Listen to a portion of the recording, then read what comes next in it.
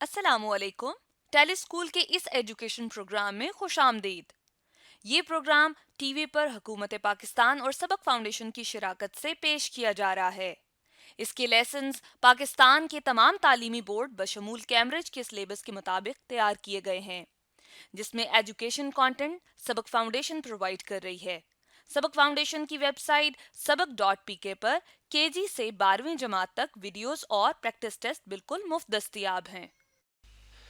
Physics lesson में आज हम डिस्कस करेंगे forces on bodies and addition of forces के टॉपिक्स को, जो कि फेडरल बोर्ड पंजाब केपीके की class 9th chapter number 4 turning effect of forces में मौजूद हैं। और यही टॉपिक्स कैम्ब्रिज, बलूचिस्तान और सिंध की क्लास 9th में भी मौजूद हैं। इन वीडियोस को सुनने के बाद, देखने के बाद आपको vector addition by head to tail rule और लाइक और अनलाइक पैरेलल फोर्सेस का कंसेप्ट अच्छे तरीके से समझ आ जाना चाहिए। आज के फिज़िक्स के लेसन और इससे मुंसलिक वीडियोस को घर बैठे देखने के लिए आप सबक.pk की वेबसाइट पर जा सकते हैं। यहाँ पर तमाम बोर्ड्स की 9वीं से 12वीं जमात तक फ़िज़िक्स के सारे टॉपिक्स पर वीडियोस और प्रैक्टिस टेस्ट बिल्कुल मुफ्त मौजूद हैं। इनके ज़रिए आप अपने कंसेप्ट को पुख्ता करके इम्तिहानात में शानदार नंबर हासिल कर सकते हैं। फोर्सेस ऑन ए बॉडी, यानी आज हम देखते हैं कि जी एक बॉडी है। जैसे फ़र्ज़ करें मैं एक ईंट का एक टुकड़ा बनाता हूँ, ये ईंट ही बना लेते हैं जी, और ये अगर ज़मीन पर पड़ी हुई होती है तो हमें ये रेस्ट की पोजीशन में नज़र आती है। यानी हमें बात करते हैं कि इस पर चूंकि नेट फोर्स ज़ीरो है, इसलिए ये बॉडी मूव नहीं कर रही। अब वो नेट फोर्स किस तरह से बनी है, इसको अगर हम समझें तो ये बात हम जानते हैं कि जो अर्थ है वो हर पार्टिकल को अपनी तरफ जो है वो खींच रही है एक फोर्स है जिसे हम ग्रेविटी कहते हैं। ठीक है, अब ऐसा है कि मैं ये बात करता हूँ कि ये जो छोटे छोटे पार्टिकल्स इस ऑब्जेक्ट के अंदर मौजूद हैं, ये इसके मास को रिप्रेजेंट कर रहे हैं, और हर पार्टिकल जो है इसके ऊपर एक इक्वली एक जैसी फोर्स, यानी हम यूं कहेंगे कि इक्वली ये अगर ग्रेविटी के अंदर मूव करे तो एक ही एक्सीलरेशन के अंदर मूव करेगा, यानी 10 मीटर पर सेकंड स्क्वायर की रफ्तार से नीचे आएगा। तो वो छोटे छोटे जो पार्टिकल्स के ऊपर हर पार्टिकल के ऊपर जो एक फोर्स अप्लाई हो रही है, और वो कैसे कि फर्ज करेगा इस छोटे पार्टिकल का मास m1 है, तो इस पे जो ग्रेविटी असर कर रही है वो g कर रही है। इसी तरह इस छोटे पार्टिकल का जो कि फिर छोटे पार्टिकल से मिलके बना है, इसका मास m2 हो और इस पे g असर करे, तो ये हम ये देख रहे हैं कि ये फिर सारे पार्टिकल्स का जो यानी छोटे छोटे पार्टिकल्स पर जो एज अ होल एक फोर्स अप्लाई होगी, इसको हम वेट कह देते हैं। अब ये वो मैं फोर्सेस अप्लाई कर रहा हूँ जो कि हर एक पार्टिकल के ऊपर जमीन की वजह से डाउनवर्ड, यानी जमीन की तरफ जो है ये फोर्स लग रही है। अब जो वेट होता है बॉडी का, वो बेसिकली इन तमाम फोर्सेस का सम होता है, एडिशन होता है, जो कि अगर हम देखें तो ये हमारे पास लाइक पैरेलल फोर्सेस, यानी वो फोर्सेस जिनकी डायरेक्शन एक सिमत में हो, इन्हें हम कहते हैं लाइक पैरेलल फोर्सेस। तो अब अगर हम इनका सम करते हैं तो ये हम देख रहे हैं कि ये हमारे पास क्या आ जाता है जी, वेट आ जाता है, जिसको हम सिंपल वर्ड्स में यूं कहते हैं कि ये अगर हमारे पास इस बॉडी का होल मास जो है वो अगर m हो और इसको हम 50 kg कह रहे हैं, तो इस पे जो जो वेट होगा इसका, वो चूंकि ग्रेविटेशनल एक्सलेरेशन जो होती है वो 10 मीटर पर सेकंड स्क्वायर होती है, तो ये वैल्यू हमारे पास कितनी बन जाएगी जी, 500 न्यूटन बन जाएगी, या केजी मीटर पर सेकंड स्क्वायर बन जाएगी। अब अगर इसको हम ग्राफिकली भी देखें तो हम ये बात इस तरह से इसका अंदाजा लगा सकते हैं कि अगर ये फर्ज करें एक फोर्स है F1, ठीक है, दूसरी फोर्स उसी के पैरेलल अप्लाई हो रही, तो हेड टू टेल रूल के मुताबिक उसी से आगे हम उसको दूसरी फोर्स के कंपोनेंट को जो है वेक्टर को उसमें ऐड करेंगे, फिर थर्ड फोर्स उसी के पैरेलल है तो यहाँ पर आ जाएगी। तो इस तरह से जो रिजल्टेंट होता है वो अगर हम देखें तो वो बेसिकली इन तीनों ही का जो है वो हेड टू टेल रूल के मुताबिक सम होता है। यानी अगर यहाँ से स्टार्ट लिया था ए से, तो ये बी मुकाम तक जो मैग्नीट्यूड है वो भी बढ़ गई है, तीनों का सम हो गया तीनों फोर्सेस का, और डायरेक्शन वही रही है जो कि तीनों फोर्सेस की थी, यानी पैरेलल या डाउनवर्ड जो है वो जमीन के सेंटर की तरफ है। तो हम यूं बात करते हैं जो ग्रेविटी होती है हर पार्टिकल पे एक जैसी असर करी थी, जिसे हम ग्रेविटॉन्स की सूरत में बात करते हैं। फिर सारे ग्रेविटॉन्स का जो टोटल सम कर दिया जाए तो वो एक पूरा उस ऑब्जेक्ट का वेट आ जाता है जो कि 500 न्यूटन है। अब अगर हम न्यूटन्स के लॉ को उधर पढ़ें तो हमने ये बात समझी थी कि हर एक्शन का एक रिएक्शन होता है जिसकी मैग्नीट्यूड उस एक्शन के बराबर होती है, लेकिन उसकी डायरेक्शन जो होती है एक्शन के ऑपोजिट होती है। तो फिर इसका मतलब रिएक्शन में जो जमीन इसको ऊपर की तरफ उठाएगी वो भी हर पार्टिकल के ऊपर ऊपर की तरफ जो फोर्स लगाएगी, तो वो तमाम फोर्सेस जो हैं अगर उनको भी उनका भी सम किया जाए, क्योंकि वो उनकी तादाद जो है मैस वो तो कांस्टेंट है, वो अपनी जगह से बदला नहीं है, तो फिर वो फोर्स रिएक्शन के तौर पर इसको ऊपर की तरफ उठाएगी और फिर उन तमाम फोर्सेस का जो कि अपवर्ड फोर्स अप्लाई हो रही हैं उनका भी इसी तरह जैसे हमने वेट निकाला इस तरह उनका जो रिएक्शन आएगा हमारे पास वो भी इन तमाम फोर्सेस का सम होगा, जो कि फिर उतना ही होगा, चूंकि एक्शन एंड रिएक्शन जो होते हैं equal in magnitude opposite direction होते हैं, जो कि दूसरी बॉडी पहली पर पहली दूसरी पे अप्लाई करती है, तो ये भी हमारे पास कितना आ जाएगा 500 न्यूटन आ जाएगा अपवर्ड डायरेक्शन में। और फिर अगर हम इन दोनों फोर्सेस का असर देखें तो ये फोर्सेस चूंकि जीरो है एक दूसरे के ऑपोजिट डायरेक्शन में, यानी एक फोर्स अगर हेड टू टेल रूल के मुताबिक मैं यूं कहूँ कि एक फोर्स अप से डाउनवर्ड इसकी मैग्नीट्यूड है 500 न्यूटन इस तरह से पड़ रही हो, तो फिर सेकंड फोर्स जो कि उसके बिल्कुल पैरेलल होती है, अनलाइक पैरेलल होती है, यानी फिर हम यूं कहेंगे कि वो फिर जहां से उसका हेड स्टार्ट हो रहा है वहां से उसकी टेल स्टार्ट होते हुए फिर उसकी फाइनल डायरेक्शन यहाँ पर आएगी, तो ये ऑपोजिट डायरेक्शन में हमने जब -500 न्यूटन फोर्स ऐड की तो ये हमारे पास जो रिजल्टेंट फोर्स आएगी वो 0 न्यूटन आ जाएगी हेड टू टेल रूल के मुताबिक। इसलिए हमें बॉडी पे जो नेट फोर्स नजर आती है जब वो रेस्ट पोजीशन पे होती है तो 0 होती है, इसी वजह से हम कहते हैं कि बॉडी जो है वो क्या है जी, वो इस वक्त रेस्ट की पोजीशन पे, चूंकि उसके ऊपर जो नेट फोर्स अप्लाई हो रही है वो 0 न्यूटन अप्लाई हो रही है। स्टूडेंट्स आज हम समझेंगे कि like and unlike parallel forces क्या होती हैं और फिर हम इन्हें किस तरह से ऐड कर सकते हैं, कैसे इन्हें सबट्रैक्ट कर सकते हैं। सबसे पहले तो इनका कंसेप्ट समझते हैं, यानी हम ये बात करते हैं कि हमारे पास अगर एक कार है, चलें कार को मैं यहाँ से बनाता हूँ जी, ये इसका फ्रंट हमें नजर आ रहा है इस कार का, और अब अगर हम इस पर एक फोर्स इस तरह से लगा रहे हो कि दो पर्सन इसको आगे से अगर धकेल रहे हैं, ठीक है, आगे से इसे अगर धकेल रहे हैं, एक पर्सन यहाँ से फोर्स लगाता है इस पे, ठीक है, यहाँ से एक फोर्स लगा रहा है जो कि मैं कहता हूँ कि वो F1 फोर्स है, ठीक है, और दूसरा पर्सन इस पे जो है इसी तरह से यहाँ से उसी के पैरेलल फोर्स लगा रहा है किसी और पॉइंट पे, या इसी पॉइंट पे भी अप्लाई कर सकते हैं, लेकिन वो ज़रा डिफिकल्ट होता है कि हम इस तरह से एक ही पॉइंट पे फोर्स लगा रहे हो तो ये ज़रा डिफिकल्ट होता है। जैसे यहाँ पर हमने देखा कि दोनों फोर्सेस हम एक ही डायरेक्शन में एक दूसरे के पैरेलल ड्रॉ कर रहे हैं कि ये दोनों फोर्सेस की डायरेक्शन इस सेम ऑब्जेक्ट के साथ फर्ज करें एक जैसा एंगल बना रही है, तो हम ये कहेंगे लाइक पैरेलल फोर्सेस हैं। और अगर इस तरह से हो कि एक कार है जिसके एक बंदा इसको आगे से धकेल रहा है और एक उसको पीछे से धकेल रहा हो, ठीक है, यानी मैं चले एक और कार यहाँ पे बनाता हूँ इस डायरेक्शन में। अगर हम एक कार को इस डायरेक्शन में देख रहे हैं कि कार हमें ऐसे नजर आ रही है कि ये इस डायरेक्शन में है, ठीक है, ऐसे है, यहाँ पर ये इसके व्हील्स हैं जी, ये अब इस तरह से है कि बल्कि इसको इसके व्हील्स को प्रॉपर बनाते हैं, यहाँ पर थोड़ा सा ड्रॉ करना मुश्किल हो रहा है, ये आप देख सकते हैं। अब इस तरह से कि अगर एक पर्सन यहाँ से एक फोर्स लगाता है इस पे F1 फोर्स, ठीक है, जिसकी डायरेक्शन आप देख सकते हैं और मैग्नीट्यूड देख सकते हैं कि वो कितनी है और डायरेक्शन इसकी लेफ्ट साइड पर है, ठीक है, और इधर से एक पर्सन इस पे बिल्कुल इस यानी अगर ये फोर्स जो है F1 वाली फोर्स जो है अगर इस ऑब्जेक्ट के साथ इस गाड़ी के साथ फर्ज करें 90 का एंगल बना रही है, तो ये फोर्स भी इस गाड़ी के साथ जो है F2 90 का ही एंगल बना रही हो, ठीक है, 90 डिग्री का। और फिर यानी इस तरह से भी हो सकता है कि ऐसे भी ये 90 डिग्री का एंगल बना सकती है। ये बात यहाँ पे इंपॉर्टेंट रहे कि ये एक दूसरे को इफेक्ट को कैंसिल ना करती हूँ। अब ये जो मैं अब यहाँ पे F3 फोर्स लगा रहा हूँ, अगर आप इसे देखें ये F2 फोर्स है, तो इसमें F1 और F2 तो ये हमारे पास अनलाइक पैरेलल फोर्सेज है, लेकिन जो F3 और F1 है ये पैरेलल फोर्सेज नहीं है। अगर आप देखें तो ये एक दूसरे को कैंसिल कर रही है, यानी पैरेलल जैसा लाइंस आपस में कभी मीट नहीं करती, इंटरसेक्ट नहीं करती। तो अब ये जो पैरेलल फोर्सेस होती हैं उसमें ये होता है कि अगर उनका लाइन ऑफ एक्शन सेम हो जाए तो फिर तो वो एक दूसरे के इफेक्ट को कैंसिल करती हैं, यानी अनलाइक के केस में तो कैंसिल कर देंगी, यानी रिजल्टेंट जो आएगा वो उस फोर्स की डायरेक्शन में रिजल्टेंट की डायरेक्शन की जिसकी मैग्नीट्यूड ज्यादा होगी। लेकिन जब लाइक पैरेलल फोर्सेस की बात होती है तो फिर उसमें डायरेक्शन जो कि दोनों की एक जैसी है, अब पॉइंट ऑफ एक्शन बेशक सेम हो जाए उससे कोई फर्क नहीं पड़ता। जैसे मैं बात करता हूँ कि ये फोर्स F1 है जो कि 20 न्यूटन है और ये टूवर्ड्स जो है वो राइट साइड पर है, जबकि जो एक और हमारे पास F2 फोर्स है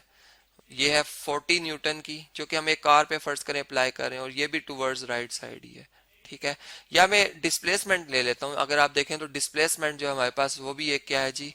वो भी एक वेक्टर क्वांटिटी है। तो मैं कहता हूँ कि अगर मैं ए पोजीशन से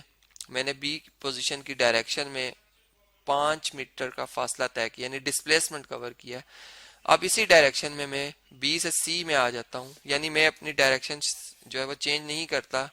मैं बी से सी पोजीशन पे आ जाता हूँ, मैं फिर 5 मीटर ही का फासला तय करता हूँ। तो मैंने ए से लेकर सी तक जो डिस्प्लेसमेंट कवर किया होगा, चूंकि ये तीनों पॉइंट्स को लीनियर है, एक ही लाइन पर लाई करते हैं, तो वो आप यहाँ से देख सकते हैं कि हेड टू टेल रूल भी यहाँ पे अप्लाई हो रहा है कि ये फर्स्ट वेक्टर की अगर आप देखें तो ये डायरेक्शन है, और फिर बी से सी अगर हम आए थे तो ये, और फिर रिजल्टेंट जो है वो ए से सी बन रहा है। तो फिर ये बात हमें पता चलती है कि वाकई जो हमारे पास like parallel forces unlike parallel forces हैं वो यानी हॉरिजॉन्टल भी हो सकती है, वर्टिकल भी हो सकती है। मैं यानी यूं भी कह सकता हूँ कि ऊपर से मैंने एक ऑब्जेक्ट को नीचे फेंका, ठीक है, वो यहाँ तक आया, उसने एक डिस्प्लेसमेंट कवर किया, ठीक है, वो एक डिस्प्लेसमेंट कवर करता हुआ आया यहाँ तक, और फिर उससे आगे फिर हम उसको फर्ज करें कि फिर उसमें स्पीड से उसको फेंकते हैं, यानी कुछ ऐसा हम केस बना लेते हैं कि हम खुद इसमें इसको इसकी एक्सप्रेशन को बढ़ा रहे हैं। तो फिर आप देखेंगे तो फिर ये हमारे पास रिजल्टेंट जो होगा ये क्या आएगा, उसकी डायरेक्शन फाइनल वेक्टर की डायरेक्शन की तरफ ही होगी। यानी ये है लाइक पैरेलल फोर्सेस का सम, और जो अनलाइक पैरेलल फोर्सेस हैं उसमें ऐसा नहीं होता। यानी लाइक में तो ऐसा होगा कि जो सम हमारे पास बना है वो इनका अरिथमेटिक सम ही बन गया, यानी मैं कह सकता हूँ ये 60 न्यूटन इनकी रिजल्टेंट फोर्स होगी, जो कि टूवर्ड्स जो है वो राइट साइड पर है। जैसे इधर हमें वेक्टर्स में ये जो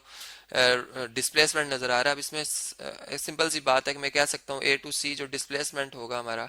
वो 10 मीटर्स होगा, और उसकी डायरेक्शन सी तक।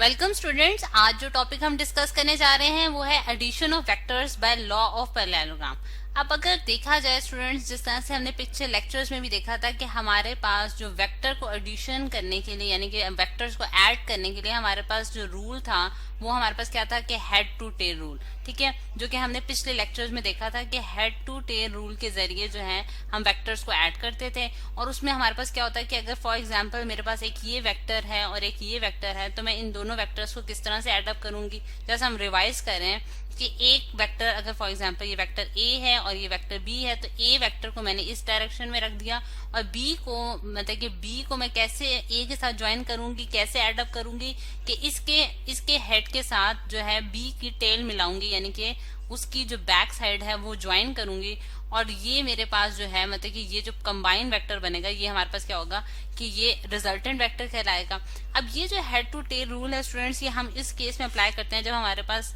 एक डायरेक्शन में फोर्सेस लग रही हो या फिर ऑपोजिट डायरेक्शन में लग रही हो। लेकिन अगर हमारे पास थोड़ा सा केस डिफरेंट हो जाए, यानी कि वेक्टर्स जो हैं वो कोई सी एंगल पे लग रहे हो, एक दूसरे के साथ कोई एंगल बना रहे हो, तो उनकी फिर अगर उनकी हमने जब एडिशन करनी होगी तो वो उसके लिए हम जो रूल यूज करते हैं वो आज हम स्टडी करेंगे, और वो है हमारे पास लॉ ऑफ पैरेललोग्राम, ठीक है। अच्छा, अब अगर हम देखें, यहाँ मैं इसको कंप्लीट कर देती हूँ। अब अगर हम देखें कि मैं इसकी एक ऐसी एग्जांपल लेती हूँ जिसमें हम किसी खास एंगल पे जो है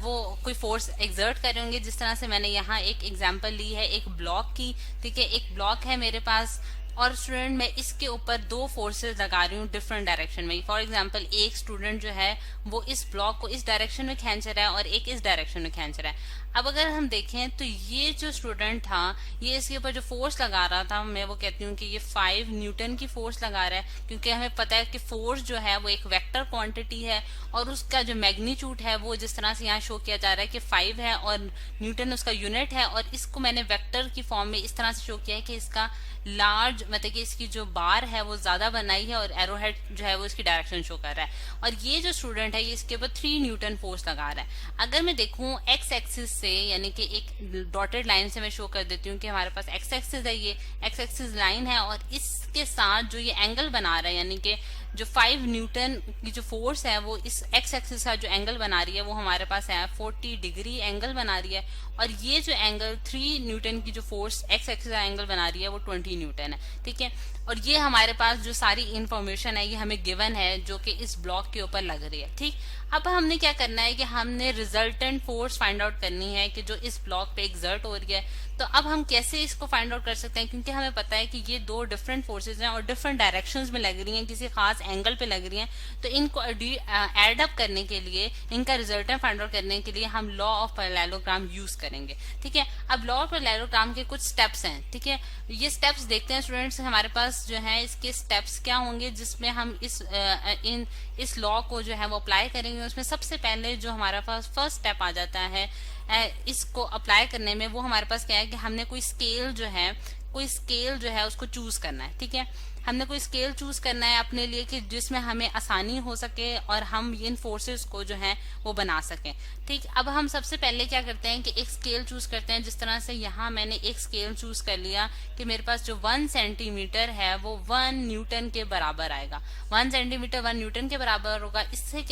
क्या हम निकाल सकते हैं कि अगर मेरे पास जो 2 सेंटीमीटर है वो किसके बराबर होगा, 2 न्यूटन के बराबर होगा। और इसी तरह 3 सेंटीमीटर जो है वो 3 न्यूटन के बराबर होगा। और इसी तरह मेरे पास जो 4 सेंटीमीटर है वो 4 न्यूटन के बराबर होगा। और इस तरह 5 सेंटीमीटर जो है वो मेरे पास 5 न्यूटन के बराबर आ जाएगा। ठीक, यानी कि इससे मतलब कि एक स्टैंडर्ड जो है वो मैंने चूज कर लिया। और उसके बाद मैंने, क्योंकि मुझे 3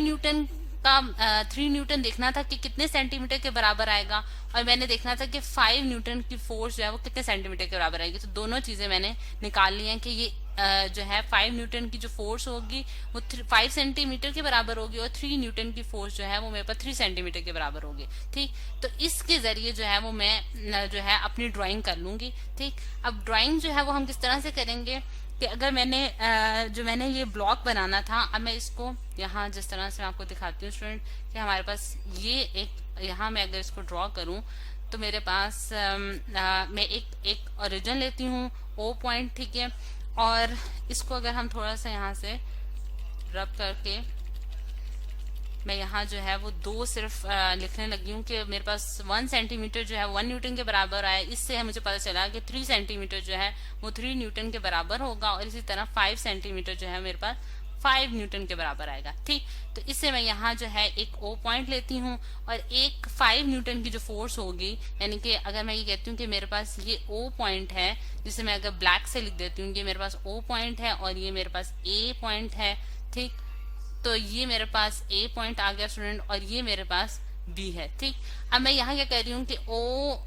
O मेरे पास ये पॉइंट है, और ये मैंने वेक्टर बना लिया जो कि मैंने 5 सेंटीमीटर की लाइन से ड्रॉ किया है, OA है। और ये मेरे पास एक वेक्टर बना है जो कि मेरे पास क्या बना है कि OB वेक्टर है। ठीक है, अब जो इसके दरमियान अब मैंने क्या करना है, ये तो मैंने इनकी जो है वो मेजरमेंट के जरिए जो है ये 2 लाइंस ड्रॉ कर ली। और ये मेरे पास कितने सेंटीमीटर की, ये मेरे पास 5 सेंटीमीटर की है, और ये मेरे पास कितने सेंटीमीटर की है, 3 सेंटीमीटर की है। ठीक है, अब सेकंड स्टेप हमारे पास क्या होगा, इसका सेकेंड स्टेप जो है, जो लॉ ऑफ पैरेललोग्राम में हम देखते हैं कि हमने जो है वो पैरेललोग्राम कंप्लीट करनी है। हमें पता है पैरेललोग्राम वो हमारे पास एक फिगर होती है, 4 साइडेड फिगर होती है, जिसकी ऑपोजिट जो साइड्स होती हैं वो पैरेलल होती हैं। यानी कि मैं OB के पैरेलल जो है एक और लाइन ड्रॉ करूंगी, जिसे मैं डॉटेड लाइन से शो करने जा रही हूँ स्टूडेंट। और ये मेरे पास एक C मैंने कह दिया है, और इसी तरह OA के भी पैरेलल एक मैं लाइन ड्रॉ करूंगी जो कि मेरे पास क्या कहलाएगी, BC कहलाएगी। ठीक है, अब ये लाइन और ये लाइन आपस में क्या है, पैरेलल है, और ये लाइन भी आपस में पैरेलल है। ठीक है, यानी कि मैंने कंप्लीट कर लिया अपनी पैरेललोग्राम को, क्या किया, कंप्लीट कर लिया। यहाँ मैं लिख भी देती हूँ कि मैंने अपनी पैरेललोग्राम को क्या कर लिया है, पूरा कंप्लीट करके बना लिया। सही, अब अगला जो हमारे पास थर्ड स्टेप है, थर्ड स्टेप अगर हम देखें स्टूडेंट्स तो हमारे पास क्या है, थर्ड स्टेप पे हमने रिजल्टेंट जो देखना है। और रिजल्टेंट जो होता है पैरेललोग्राम का, वो हमारे पास क्या होता है, डायगोनल होता है। जो डायगोनल एलिमेंट है हमारे पास, वो हमारे पास जो है वो क्या कहलाता है, रिजल्टेंट कहलाता है। जिस तरह से मैं यहाँ ड्रॉ करने जा रही हूँ स्टूडेंट की, ये जो ऑरेंज लाइन से मैंने शो किया, ये हमारे पास क्या कहलाएगा, रिजल्टेंट कहलाएगा। और ये पैरेललोग्राम का रिजल्टेंट होगा जो कि किसके बराबर है, OC के बराबर है। और ये हमारे पास रिजल्टेंट है जो कि हमने फाइंड आउट कर लिया। यानी कि ये जो 2 फोर्सेस थी, यानी कि OA और OB जो हैं, इन फोर्सेस का जो रिजल्टेंट है वो हमारे पास क्या निकला है, OC। यानी कि OC हमारे पास क्या है, रिजल्टेंट है इसका। सही, अब अगर हम देखें स्टूडेंट तो हमने एंगल की बात करते हैं। अब जरा, अब हमें पता था कि एक्स एक्सिस के साथ ये, अगर मैं एक्स एक्सिस की लाइन ड्रॉ करती हूँ और इसको डिफरेंट कलर से शो कर देती हूँ कि ये मेरे पास अगर एक्स एक्सिस की लाइन है जो कि मैंने यहाँ भी ड्रॉ की है, तो इसके साथ एंगल जो ये बना रही थी ये 40 डिग्री का था, और यहाँ से यहाँ तक का एंगल हमारे पास 20 डिग्री था, और ये एंगल जो कि रिजल्टेंट बना रहा है एक्स एक्सिस के साथ, वो हमने फाइंड आउट करना है। और ये अगर हम देखें तो डी की मदद से हम फाइंड आउट कर सकते हैं, जो कि हमारे पास 18 डिग्री जो है ये एंगल आ रहा है हमारे पास। इससे हमें ये पता चल जाएगा कि इसकी डायरेक्शन क्या है, क्योंकि हमें पता है कि एंगल जो होता है वो हमें क्या बताता है, वेक्टर की डायरेक्शन बताता है। और इसका जो मैग्नीट्यूड है वो हम कैसे फाइंड आउट कर सकते हैं, अगर ये हमारे पास 5 सेंटीमीटर की है और ये हमने 3 सेंटीमीटर की लाइन लगाई है with the help of a meter rod, तो ये यहाँ से यहाँ तक की लाइन भी हम मीटर रॉड के जरिए फाइंड आउट कर लेंगे, जो कि हमारे पास इस केस में हमारे पास क्या आ रही है, 7 सेंटीमीटर आ रही है।